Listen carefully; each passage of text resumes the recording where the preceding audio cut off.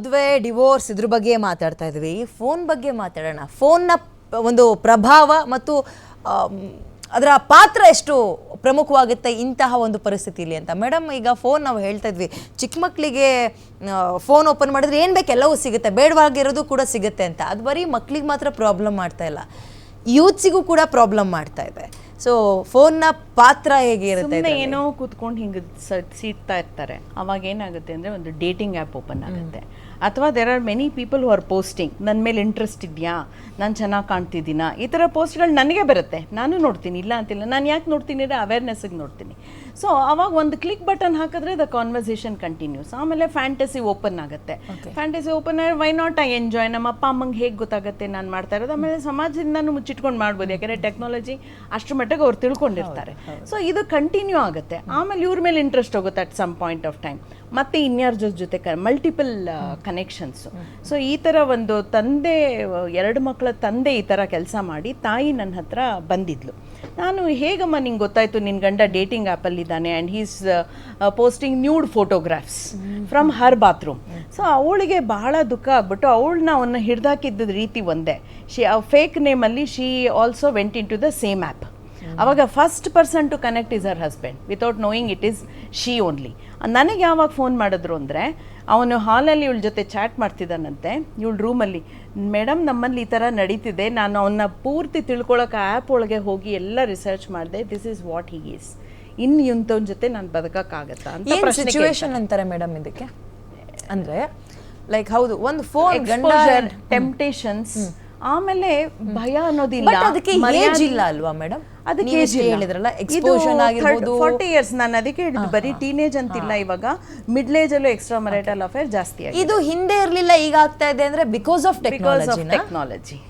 Technology access, ಮನಸ್ಥಿತಿ ಏನ್ ಗೊತ್ತಾಗ್ತಾರೆ technology ಈಗ it's a means of communication. ಅದೇ ಹೇಳಿದ್ದು, ಈಗ ಇಷ್ಟೊಂದು ಬದಲಾಗ್ತದೆ ಅಂದ್ರೆ ಈಗ ನೋಡಿ, ಈಗ ಎಕ್ಸ್ಟ್ರಾ ಮ್ಯಾರಿಟಲ್ ಅಫೇರ್ಸ್ ಆಗ್ಬೋದು, ಈ ಟೆಂಪ್ಟೇಷನ್ ಆಗ್ಬೋದು, ಈ ಥರ ಪ್ರೊವೊಕೇಶನ್ ಆಗ್ಬೋದು, ಅಥವಾ ಸ್ಯಾಟಿಸ್ಫ್ಯಾಕ್ಷನ್ ಆಗ್ಬೋದು, ಇದರಿಂದ ಅಲ್ಲ. ನಾನು ಹೇಳ್ತೀನಿ, ಇದು gateway. Technology I T act technology ಎಲ್ಲ ಓದಿದ್ದೀವಿ. ಇದು ಕೇವಲ ಒಂದು ಇಸ್ ಎ ಮೀಡಿಯಂ. ಅವನಿಗೆ ಇದಿಲ್ಲ ಅಂದರೆ ಬೇರೆ ಥರ ಎಂಟರ್ಟೈನ್ಮೆಂಟು ಇದೆ, ಬೇರೆ ಥರ ಕಮ್ಯುನಿಕೇಷನ್ ಸ್ಕಿಲ್ಸ್ ಇದೆ, ಬೇರೆ ಥರ ಮಾಡೋಕ್ಕೆ ಇದು ಫಾಸ್ಟೆಸ್ಟ್ ವೇ ಅಷ್ಟೇ. Fastest way of meeting people ಇದು. ಸಪೋಸ್ ಇದು ಇಲ್ಲ ಅಂದ್ರೂ ಮೇಡಮ್ ಅವ್ರದ್ದೇ ಆದಂಥ ಒಂದು ಕಮ್ಯುನಿಕೇಷನ್ ಮಾರ್ಗಗಳು. ಮೊದಲೇನಿತ್ತು ನಮಗೆ, ನಾವು ಟೆಕ್ನಾಲಜಿ ಡೆವಲಪ್ ಆದಂಗೆ ಕೆಟ್ಟೋಗಿದ್ವಾ. ಫಸ್ಟ್ ಏನು ವರದಕ್ಷಿಣೆ ಕೊಲೆಗಳಾಗ್ತಿರ್ಲಿಲ್ವಾ, ಅಥವಾ ಲವ್ ಮ್ಯಾರೇಜ್ ಆಗ್ತಿರ್ಲಿಲ್ವಾ. ಮೊಬೈಲ್ ಇಂಟರ್ನೆಟ್ ಬಂದು ಇತ್ತೀಚೆಗೆ 20 ವರ್ಷ ಕೂಡ ಆಗಿಲ್ಲ ಇಂಟರ್ನೆಟ್ ಜಾಸ್ತಿ ಪ್ರಚಲಿತ ತಗೊಂಡು. ಅದಕ್ಕಿಂತ ಮುಂಚೆ ಕಾಲ್ ಮಾತ್ರ ಇತ್ತು, ಬಟ್ ಏನಂದ್ರೆ ಅದಕ್ಕಿಂತ ಮುಂಚೆ ಲ್ಯಾಂಡ್ಲೈನ್ ಇತ್ತು. ಈಗ ಇತ್ತೀಚಿನ ದಿನಗಳಲ್ಲಿ ತುಂಬಾ ಜಾಸ್ತಿ ಆಗಿದೆ. ಒಂದು ಪಾರ್ಕ್ ಹೋಗ್ತೀವಿ, ಪಾರ್ಕ್ ನೀವು ಜನರಲ್ ಆಗಿ ಪಾರ್ಕ್ ಹೋಗಿ, ಪಾರ್ಕ್ ಹೋದಾಗ ನೋಡಿ, ಪಾರ್ಕ್ ಅಲ್ಲಿ 20 ಜನ ಇದ್ರೆ 20 ಜನನು ಮೊಬೈಲ್ ಇಟ್ಕೊಂಡಿರ್ತಾರೆ. ಹೌದು, ಇಟ್ಕೊಂತಾರೆ. ಯಾಕೆಂದ್ರೆ ಮೇಡಮ್ ಈಗ ನೋಡಿ, ಮೊಬೈಲ್ ಯಾಕೆ ಯೂಸ್ ಮಾಡ್ತೀವಿ ನಾವು ಅಂದರೆ, ನಮ್ಗಿರ್ತಕ್ಕಂಥ ಲೀಜರ್, ನಮ್ಮಲ್ಲಿ ಒಂದು ಮನುಷ್ಯನಿಗೆ ಯಾವಾಗ ಲೀಜರ್ ಬರ್ತದೋ ಅವನಿಗೆ, ಮೇಡಮ್ ಹೇಳ್ತಾರೆ ಯೂಸ್ ಅಂಡ್ ಮಿಸ್ಯೂಸ್ ಅಂತ ಬರುತ್ತೆ. ಲೀಜರ್ ಅಲ್ಲಿ ಮೊಬೈಲ್ ನ ನಾವು ಆಪರೇಟ್ ಮಾಡ್ತಿಲ್ಲ, ಮೊಬೈಲ್ ನಮ್ಮನ್ನ ಆಪರೇಟ್. ಹೌದು, 100% ಕರೆಕ್ಟ್ ಆಗಿದೆ, 100% ಸತ್ಯ ಹೇಳಿದ್ರೆ ಮೇಡಮ್. ನೋಡಿ ಮೇಡಮ್, ಈಗ ನೀವು ಮೊಬೈಲ್ ಬಗ್ಗೆ ಸಮಾಜ ಕೆಟ್ಟ ಅಭಿಪ್ರಾಯ ಬರ್ತಾ ಇದೆ. ಆದ್ರೆ ಇವತ್ತು ಮೊಬೈಲ್ ಇಲ್ದೇನೆ ಎಕ್ಸಾಮ್ ಕೂಡ ಮಾಡಕ್ಕ, ನಾವು ಕೋವಿಡ್ ಪೀರಿಯಡ್ ಅಲ್ಲಿ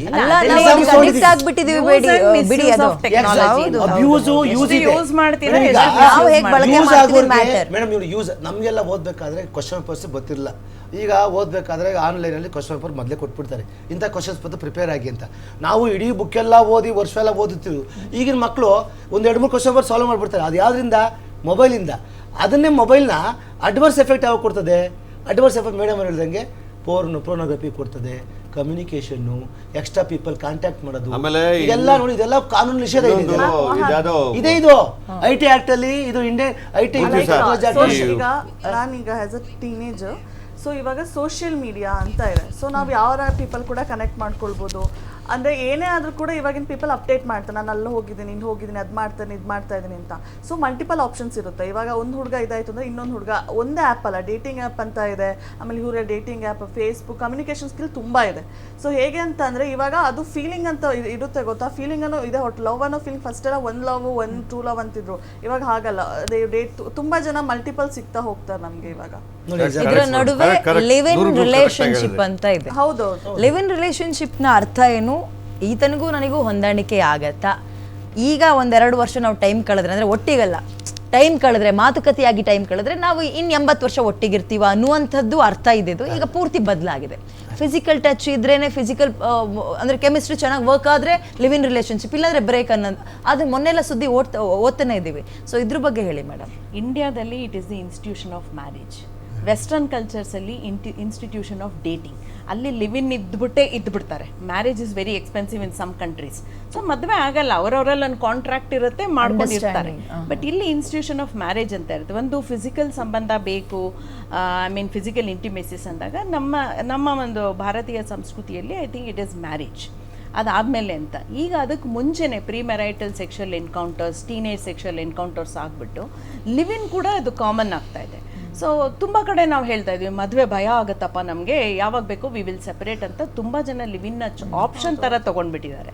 ಇಲ್ಲ, in addition to this madam ಹೇಳಿದ್ದು ಕರೆಕ್ಟು. ಆದರೆ ಇನ್ ಅಡಿಷನ್ ಟು ದಟ್ ನಾನು ಕೆಲವು ಕ್ಲಾರಿಫಿಕೇಶನ್ ಕೊಡ್ತೀನಿ. ನಮ್ಮಲ್ಲಿ live in relationship, intercourse, live in relationship marriages ಎಲ್ಲ, ಲಿವ್ ಇನ್ ರಿಲೇಷನ್ಶಿಪ್ಪು ಲೈಫ್ ಎಲ್ಲ ಅವರು ರೆಕಗ್ನೈಸ್ ಆಗಿರಲಿಲ್ಲ ಒಂದು 10 years ಮುಂಚೆ. It was not recognised. But ನಮ್ಮ ಸಮಾಜದಲ್ಲಿ ಲಿವ್ ಇನ್ ರಿಲೇಷನ್ಶಿಪ್ಪು ಸುಮಾರು ಕಾಲೋನಿಗಳಿಂದ ಇದ್ದಾವೆ, ಸುಮಾರು 100 ವರ್ಷಗಳಿಂದ ಇದ್ದಾವೆ. ಲಿವ್ ಇನ್ ಇದ್ದವ್ರು ಇದ್ದಾರೆ, ಮದುವೆ ಆದ ಲಿವ್ ಇನ್ ಇದ್ದಾರೆ. ಆದರೆ ಇತ್ತೀಚೆಗೆ ಸುಪ್ರೀಂ ಕೋರ್ಟ್ ಏನು ಮಾಡ್ತು, ಕೆಲವು ಥರ ಪ್ರಕರಣಗಳು ಆದಾಗ ಏನು ಮಾಡ್ತು, ಈ ಲಿವ್ ಇನ್ ರಿಲೇಷನ್ಶಿಪ್ ಸಹ ಮದುವೆ ಅಂತ ಕನ್ಸಿಡರ್ ಮಾಡಿದೆ. ನೀವು ಲಿವ್ ಇನ್ ಇರಿ, ತಾಲಿ ಕಟ್ಟಿದ್ರೆ ಮಾತ್ರ ಮದುವೆ ಅಲ್ಲ, ಜೊತೆಯಲ್ಲಿದ್ದು ನೀನು ಹೆಣ್ಣು ಒಂದು ಗಂಡು ಜೊತೆ ಇದ್ದಾಗ ನೀವು ಗಂಡ ಹೆಂಡತಿ ಥರನೇ ನೀವು ಅದಕ್ಕೆ ಪರಿಹಾರಕ್ಕೆ ಅರ್ಹರು ಅಥವಾ ರಿಲೀಫ್ ಅರ್ಹರು ಅಂತ ಸುಪ್ರೀಂ ಕೋರ್ಟು ಅದಕ್ಕೆ ಮಾನ್ಯ ಮಾಡಿ. ಎಷ್ಟು ವರ್ಷ ಇರ್ಬೇಕು ಸರ್ ಅದು? ಹಂಗಲ್ಲ, ಇದು ಒಂದು minimum amount. Live in relationship ಅಂದ್ರೆ ನೋಡಿ, ಒಂದು ಅರ್ಧ ಗಂಟೆ ಇದ್ಬಿಟ್ಟು ರಿಲೇಷನ್ಶಿಪ್ ಆಗಲ್ಲ. ಒಂದು ಲಿವ್ ಇನ್ ರಿಲೇಷನ್ಶಿಪ್ ಅಂದ್ರೆ ಒಂದು ಹಂಗಲ್ಲ ಸರ್. ಒಂದು ಮನೆಯಲ್ಲಿ ವಾಸ ಮಾಡೋದು, ಒಂದು ಮನೆಯಲ್ಲಿ ಒಂದೇ ಜೊತೆ ಊಟ ತಿನ್ನೋದು, ಒಂದು ಕಡೆ ಮಲಗೋದು, ಒಂದು ಕಾಮನ್ ತಾಳಿ ಕಟ್ಟದೆ ಒಟ್ಟಿಗೆ ಮಕ್ಕಳು ಮಾಡ್ಕೊಂಡಿದ್ದಾರೆ. ಆದರೆ ಸುಪ್ರೀಂ ಕೋರ್ಟು ಯಾಕೆ ಇವೆಲ್ಲ ಮಾಡ್ತು ಅಂದರೆ ಇದರಲ್ಲಿ ಕೆಲವು ಪ್ರಾಬ್ಲಮ್ ಕ್ರಿಯೇಟ್ ಆಯಿತು, ಅಬ್ಯೂಸ್ ಆಗಿ ಶುರುವಾಯಿತು. ಲಿವ್ ಇನ್ ರಿಲೇಷನ್ಶಿಪ್ಪು ಯೂಸ್ ಆಗಿಲ್ಲ, ಅಬ್ಯೂಸ್ ಶುರುವಾಯಿತು. ಯಾಕೆ ಫಸ್ಟ್ ಯೂಸ್ ಆಯ್ತಿದ್ದು ಅಂದರೆ ಒಬ್ರಿಗೆ ಯಾರೋ ಆಶ್ರಯ ಬೇಕಾಗುತ್ತೆ, ಇನ್ನೊಬ್ರಿಗೆ ಆಶ್ರಯ ಬೇಕು, ಜೊತೆಲಿರ್ತಾರೆ, ಜೀವನ ನಡೆಸ್ತಿರ್ತಾರೆ. ಇದರಲ್ಲಿ ಅಬ್ಯೂಸ್ ಯಾವಾಗಾಯಿತು, ಅವಾಗ ಕಾನೂನು ಆಪರೇಷನ್ ಮಾಡೋ ಶುರುವಾಯಿತು, ಪೊಲೀಸ್ ಸ್ಟೇಷನ್ ಕೇಸ್ ಬರೋ ಶುರುವಾದವು. ಏನಂತ ಇಷ್ಟು ಜೊತೆ ನನ್ನ ಜೊತೆ ಇಟ್ಕೊಂಡು ಜೊತೆ ಇದ್ದು ನಾವು ಯೂಸ್ ಮಾಡಬಾರ್ದು, ಅದು ಇಬ್ಬರಿಗೂ ಅನ್ವಯ ಆಗುತ್ತೆ.